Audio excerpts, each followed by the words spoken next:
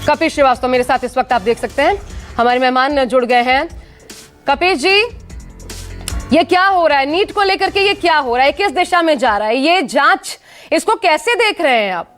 सरकार कुछ करते दिखना भी चाहती है और कुछ कर भी नहीं रही है। देखिए, बहुत सीधी सी बात है कि सरकार का कोई पारदर्शी नीति इस पर नहीं है और सरकार किस कैसे एन करें प्रकारेण ये चाहती है कि मामला हल हो जाए, लेकिन मामला हल होने के साथ न्याय नहीं होता।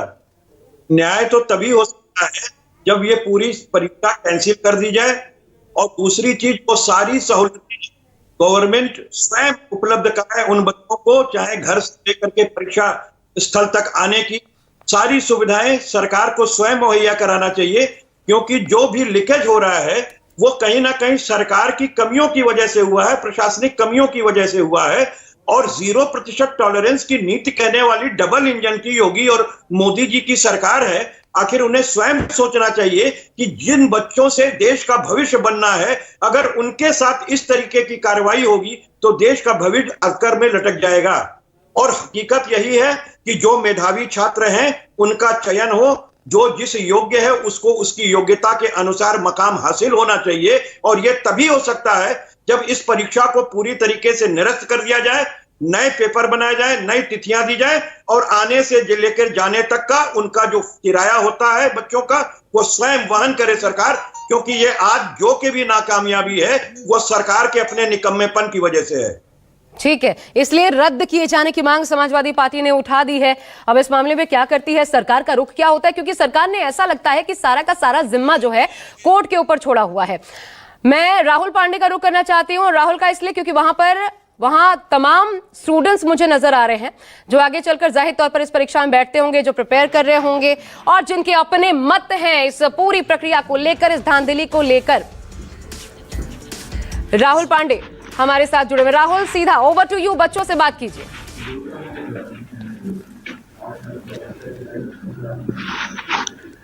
जी बिल्कुल आशा, इस वक्त हमारे साथ कुछ नीट के बच्चे हैं, कुछ फर्स्ट अपीयर करने वाले हैं और कुछ कई बार अटेम्प्ट कर चुके हैं। और इस जो नीट का मामला आया है उसमें भी एक बच्चे जो है उन्होंने एग्जाम दिया है। आप बताइए, आपका क्या नाम है? सर मेरा नाम नीलेश गुप्ता है। इस बार एग्जाम दिया आपने? जी सर। कितने मार्क्स मिले? सर इस बार मेरा 643 नंबर आ रहा है। 643 सर। 643। अच्छा बताइए कि जब कड़ी मेहनत करनी पड़ती है, रोजाना 12 से 14 घंटे तक पढ़ाई करनी पड़ती है, माँ बाप का हाथ होता है, शिक्षक का हाथ होता है कि एक अच्छा मार्क्स जो है मिले, और जब इस तरह की धांधली की खबर आती है तो कितना मनोबल पर असर पड़ता है? सर हम पूरे अंदर से पूरे टूट जाते हैं सर, क्योंकि जब तक सर पेपर के बाद जब मैंने घर पे आके चेक किया था नंबर तो 643 आया था। अनऑफिशियल जो क्लासेस के थे उससे मैंने चेक किया तो 643 नंबर आ रहा, तो घर वाले बहुत खुश थे सर। लेकिन जब से रिजल्ट डिक्लेयर हुआ है सर, तब से वो खुशी गायब ही हो गई है, क्योंकि सर मेरे जो रैंक पे लास्ट ईयर 6000 तक गया था सर। 6000 मान लीजिए 7000 8000 चला जाता है इस साल, लेकिन इस साल सर सीधे 36000 रैंक गया है। मतलब 6 गुना का सर इन्फ्लेशन आया है। तो सर ये हम लोग को बहुत नाराज करता है। आप अब क्या मांग करने वाले हैं सरकार से? क्या मांग, री एग्जाम होना चाहिए? सर री एग्ज़ाम हो चाहे कुछ भी हो सर, इस समस्या को जल्द से जल्द सुलझाया जाए। री एग्ज़ाम अगर करना है तो वो भी सर एक सही ऑप्शन होगा, लेकिन री एग्ज़ाम करें तो पूरे इंडिया में करें और सबके लिए कंपलसरी हो। अभी तो बोला जा रहा है 1500 बच्चों को ही जो है एग्जाम की अनुमति दी गई है। सर ये जो 6 गुना का रैंक का इन्फ्लेशन आया है सर, मुझे नहीं लगता कि सर ये सिर्फ 1500 बच्चों के कारण और बच्चों से भी जल्दी 1500 बच्चे इतना रैंक का इन्फ्लेशन नहीं ला सकते हैं सर। इसमें कहीं ना कहीं और भी कई जगह पे गड़बड़ियां हुई हैं और उसे जी, और भी कुछ बच्चे हैं। आप बताइए, आपका नाम? मेरा नाम सौरभ गुप्ता है। कितने मार्क्स मिले आपको? मुझे 661 मार्क्स मिले हैं। 667? 661। ये बताइए कि इतना एक पहली बार हो रहा है कि 67-68 बच्चे टॉप किए हैं इस बार नीट एग्जाम में। ये मुश्किल है? अब तक तो 1 बच्चे 2 बच्चे टॉप करते रहे हैं। ये सर पहली बार ही हो रहा है। इसके पहले तो 1-2 बच्चे या ज़्यादा से ज़्यादा 3 बच्चों को आता था। इस बार 67 बच्चों का आ गया, ये नामुमकिन सा लगता है। पहले रिजल्ट देखे तो सब पहले तो लगता कि रैंक अच्छा आएगा, मुझे लगा था 4000 तक मेरा रैंक आएगा, लेकिन जब मैंने रिजल्ट देखा तो मेरा 20000 तक रैंक था। और फिर बाद में खबर पता चला कि 67 बच्चों का 720 में 720 नंबर आया है, जो कि नामुमकिन है। और हरियाणा के एक ही सेंटर से 8 लोगों का 720 आ गया। ठीक है, ये कैसे हो सकता है? तो आगे की क्या तैयारी होगी? आप री एग्जाम के लिए प्रिपेयर कर रहे हैं? अब री एग्जाम होगा तो करेंगे और नहीं होगा तो भी काउंसलिंग में तो भाग लेना पड़ेगा।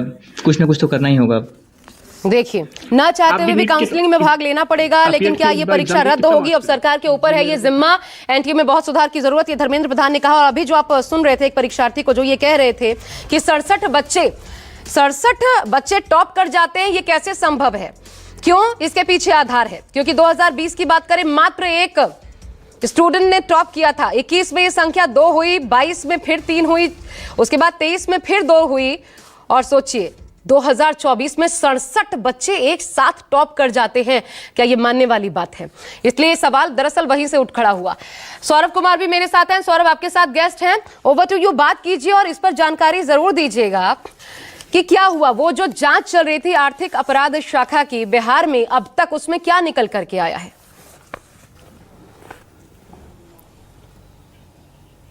जी बिल्कुल आशा, सबसे पहले मैं आपको जांच के बारे में बता दूं, निश्चित रूप से पटना पुलिस की अहम भूमिका रही है। मेरे ख्याल से अगर उस दिन एफआईआर दर्ज नहीं होते और 13 लोगों को अगर गिरफ्तारी नहीं होती तो मुझे नहीं लगता कि ये मामला जो है इतना बड़ा बन पाता, क्योंकि इसमें पटना पुलिस की जो है भूमिका वो काफ़ी अहम है। क्योंकि पटना पुलिस ने जिन 13 लोगों को गिरफ्तार किया और उसके बाद ये जिम्मेदारी दी गई, यानी आगे जो है मामले की जांच की जिम्मेदारी आर्थिक अपराध इकाई को दी गई, और उसके बाद नए नए जो खुलासे आर्थिक अपराध इकाई के तरफ से किए गए, उनके तरफ से यह कहा गया कि जिन बच्चों को गिरफ्तार किया गया उन्होंने एक्सेप्ट किया है कि उनको प्रश्न पत्र जो है वो एग्जाम से एक दिन पहले दे दिया गया था। 13 बच्चों को, पटना का एक इलाका है खेमनी चक, वहाँ एक छोटा सा स्कूल है, प्ले स्कूल है, वहाँ पर एक रात पहले 13 बच्चों को रखा गया था, जहाँ केवल बच्चे नहीं थे बल्कि उनके साथ पेरेंट्स भी थे। और उसके अगले दिन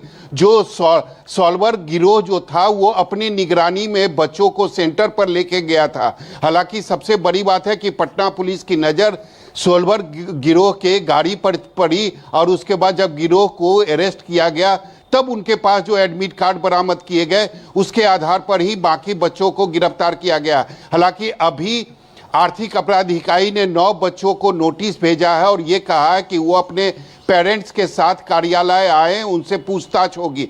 लेकिन सबसे बड़ा सवाल यह है कि आर्थिक अपराधी इकाई जो है वह यह भी एनटीए पर आरोप लगा रहा कि वो मदद जांच में नहीं कर रही है। यानी आर्थिक अपराध इकाई के तरफ से एनटीए से प्रश्न पत्र मांगा गया था जो कि अभी तक आर्थिक अपराध इकाई को नहीं मिला है, ये भी आरोप लगाया जा रहा है। हमारे साथ स्टूडेंट लीडर हैं और सबसे बड़ी बात है कि इनकी नेतृत्व में पटना की सड़कों पर सैकड़ों जो बच्चे हैं वो रोज उतर रहे हैं, नारेबाजी कर रहे हैं, प्रदर्शन कर रहे हैं और लगातार जो नीट का एग्जाम हुआ है उसको रद्द करने की मांग कर रहे हैं। ये बताइए, आपके जो संपर्क में सैकड़ों बच्चे हैं, हजारों बच्चे हैं, उनके मानसिक पर कितना बड़ा प्रभाव पड़ा है जब ये पता चला कि ये प्रश्न पत्र लीक हो गया और इस तरह की कार्रवाई हुई है? देखिए, सबसे पहले हम लोग जो बात कर रहे थे, जब ये आपको याद होगा कि जब 5 तारीख को परीक्षाएं हुई तो पेपर लीक की बातें सामने आई थी और हम लोगों ने उस समय भी विरोध किया था कि पेपर लीक हुआ है तो परीक्षा रद्द होनी चाहिए। और जो गिरफ्तारी हुई है उसमें हम बता दें कि TRE-3 के जो मास्टरमाइंड थे विशाल चौरसिया, विजेंद्र गुप्ता, उसने मार्च महीने के जब पेपर कांड हुआ तीसरे फेज में उसने कहा था कि जो नीट का पेपर होगा वो भी लीक होगा क्योंकि सिक्योर प्राइवेट लिमिटेड कंपनी में ठेका मिला था, जैसा उसने स्वीकार किया है। अब हम लोगों को पता नहीं क्योंकि बीपीएससी तीसरे फेज के बाहर ही ले रही थी और सारे मामले जो है गिरफ्तारी की तरफ चली थी। तो जब बातें यहां तक आ गई है तो यहां पर ये कौन सा ग्रेसिंग का मामला है? छात्र हमारे साथ रोज मिलते हैं। कल आपको भैया हम लोगों ने प्रोटेस्ट जो बुलाया उसमें लगभग सैकड़ों छात्र, उसमें नीट के सैकड़ों छात्र थे और हम लोगों ने कहा है कि अगर पेपर लीक हुआ है तो उसका एकमात्र रास्ता बचता है, कहीं कोई दूसरा रास्ता नहीं है। तो पहले तो शिक्षा मंत्री इनकार कर रहे थे, लेकिन अब वो ये कह रहे हैं कि एनटीए में कई सुधार की जरूरत है और उसके बाद वो केवल 1500 जो छात्र हैं उनको दोबारा एग्जाम देने की बात हो रही है, जो टोटल परीक्षा है उसको रद्द करने की बात नहीं कर रहे हैं। सबसे पहले जो धर्मेंद्र प्रधान जी हैं शिक्षा मंत्री, उनकी बातों पर हम लोगों को नाराजगी है कि आपने एक शब्द में, अभी आपने शपथ लिया और आप आधे आते सीधे एनटीए को आपने क्लीन चिट दे दिया। अरे भाई पेपर लीक हुआ है, आरोपियों का बयान है, आर्थिक अपराध इकाई का रिपोर्ट पढ़ लीजिए, प्रेस नोट पढ़ लीजिए। अब कहीं कोई इफ बट यस नोट की बात कहां है? क्लीन चिट कब मिलता है? जब छोटे मोटे, यहां तो सुप्रीम कोर्ट में कुछ छात्र गए थे, 1563 लोगों को मिला है ग्रेसिंग में। ग्रेसिंग का मामला नहीं है, सीधे सीधे हम कहें कि पेपर लीक हुआ है। अगर लीक नहीं हुआ है तो 19 लोगों की गिरफ्तारी क्यों हुई है? ये जवाब दे दे। आर्थिक अपराध इकाई ने एनटीए को 3-3 रिमाइंडर पत्र भेजा कि हमको मूल कॉपी दीजिए, हमको जो प्रश्न पत्र पूछे गए थे हम मिलान कर लेंगे, क्योंकि जो आरोपियों के पास जो बरामदगी हुई है वो जले हुए प्रश्न पत्र बरामदगी हुई है। तो क्लियर हो जाएगा ना भाई कि कहां से। ये तो ऑलरेडी उन्होंने स्वीकार किया है और कई लोगों की गिरफ्तारी है, उसमें अभिभावकों की भी गिरफ्तारी हुई है कि 50 लाख में डील हुआ था एक छात्र का और 25 लाख रुपए हम लोगों ने दे रखा है, 25 लाख और देना है। गिरफ्तार छात्र हुए हैं, उन्होंने भी तो स्वीकार किया कि उन्हें खेमनी चक में रखा गया था, एक दिन पहले उन्हें प्रश्न पत्र मिला था। तो सभी बातों का खुलासा तो हो चुका है, अब फिर संचय कहां है कि पेपर लीक नहीं हुआ? यही बात हम कह रहे हैं कि 5 मई को पेपर हुआ, परीक्षाएं हुई, लीक हुआ, उसके बाद 10 दिन तक लगातार ये रहा सुर्खियों में। लेकिन उसके बाद जब लोकसभा के चुनाव आ गए तो ये मामला दब गया। मामला ग्रेसिंग का नहीं है, यह मामला ये नहीं है कि आप सबको बैठा कर, ये पूरे बच्चों से आप पूछ लीजिए, सारे लगभग 24 लाख के आसपास छात्र हैं, उनसे पूछ लीजिए कि किसी का रैंकिंग जो है अगर 50,000 पर कई सरकारी कॉलेज नहीं मिल रहा है, किसी को जो है 80,000 पर मिल जा रहा है। बात है आशा कि ये मामला जो है ये ग्रेसिंग का नहीं है, ये पूरी जो मामला है ये पेपर लीक का मामला है। निश्चित रूप से एफआईआर भी हो चुका है, कई बच्चों की गिरफ्तारी भी हो चुकी है, सॉल्वर गिरोह के जो सदस्य हैं उनकी भी गिरफ्तारी हो गई है। सभी ने स्वीकार किया है, उन्होंने कहा कि पेपर लीक हुआ था, हमने बच्चों को पेपर दिया था और बच्चे भी कह रहे हैं कि हमें एग्जाम से पहले पेपर मिला था और जो मिला था हमें प्रश्न पत्र वही हूबहू जो एग्जाम में पूछा गया था। तो निश्चित रूप से अब जो आगे की जो कार्रवाई है निश्चित रूप से आर्थिक अपराध इकाई करना चाहती है, लेकिन एनटीए के तरफ से जो सहयोग मिलना चाहिए वो बिहार के आर्थिक अपराध इकाई को नहीं मिल रहा है। अब ये बड़ा आश्चर्यजनक है। प्रभाकर, आप तो लीगल केसेस देखते हैं, ये बताइए, सब कुछ तो यहाँ हमें बैठकर सब कुछ तो एकदम दूध का दूध पानी का पानी नजर आ रहा है, और फिर ये मामला इन्हीं स्थितियों में इन्हीं दलीलों के साथ कोर्ट के भीतर जाता है और कोर्ट सिर्फ ग्रेस मार्क्स पर फैसला सुना देता है। अब जाकर के जब आपत्तियां हुई तो कहा गया सीबीआई जांच को लेकर के एनटीए जवाब देगा। ये तो तभी शायद हो जाना चाहिए था, क्या कमी रह गई कोर्ट में? देखिए, सरकारें अभी तक मानती नहीं। सामान्यतः चाहे किसी भी सब्जेक्ट और किसी भी परीक्षा का जो पेपर लीक की बात आती है, शुरू में सरकारें और एजेंसियां मानती नहीं हैं। मामला जब कोर्ट में जाता है तो उन्हें मानना पड़ता है। पहले ग्रेस मार्क्स को माना, और हमें तो ये लगता है कि हो सकता है कि जब 8 तारीख को जब इस मामले में सुनवाई हो और इस बीच में जो तथ्य आ रहे हैं, मसलन बिहार में आर्थिक अपराध यूनिट ने कहा कि इस बात की संभावना से इनकार नहीं किया जा सकता कि पेपर लीक हुआ था वहां पटना में। और आशा, आज के समय में सोशल मीडिया के जमाने में अगर पटना में पेपर मिल सकता है और पटना में पेपर लीक हो सकता है, तो आज एक व्हाट्सएप पर पूरी दुनिया है, तो पटना से वो पेपर किसी और शहर में और किसी और सेंटर में नहीं गया होगा, इसकी क्या गारंटी हो सकती है? तो ये बात, ये तमाम तथ्य, चाहे वो पटना का मामला हो या गोधरा वाले का मामला हो या सवाई माधोपुर का मामला हो, ये सारे मामले हैं वो सुप्रीम कोर्ट के संज्ञान में लाए जा चुके हैं। सुप्रीम कोर्ट ने एनटीए से जवाब मांग लिया है और मुझे लगता है कि जो सारे तथ्य जब सुप्रीम कोर्ट के सामने आएंगे तो हो सकता है कि सुप्रीम कोर्ट को यह आदेश देने की जरूरत ही नहीं पड़े, खुद एनटीए कह दे कि माय लॉर्ड, लग रहा है कि पूरी की पूरी दाल काली है, हम दोबारा परीक्षा आयोजित कराने जा रहे हैं। और उसकी वजह में है इस तरह नहीं, आयोजित करवा दीजिए, दिक्कत यहां नहीं है प्रभाकर, दिक्कत तो यहां आप आयोजित करवा दीजिए, लेकिन आपने धांधली की, आप मोटे पैसे कमाए, शो कॉज नोटिस तक जारी नहीं हुआ ये सुबोध कुमार जो है इनके खिलाफ, तो फिर आपकी निष्पक्षता पर, वो पारदर्शिता पर, वो तो प्रश्न चिन्ह बरकरार ही रहता है ना। इस सवाल का जवाब कहां मिलता है? इस बात को ऐसे भी समझिए कि जब हाई पावर कमेटी बनी इस एलिगेशन की जांच करने के लिए, तो जो 4 सदस्यीय कमेटी बनी उसमें एनटीए प्रमुख को रख लिया गया। मतलब जिनके खिलाफ आरोप हैं वही जांच कर रहे हैं, उन्हीं के पास सबूत जाएंगे, वही पूछताछ करेंगे।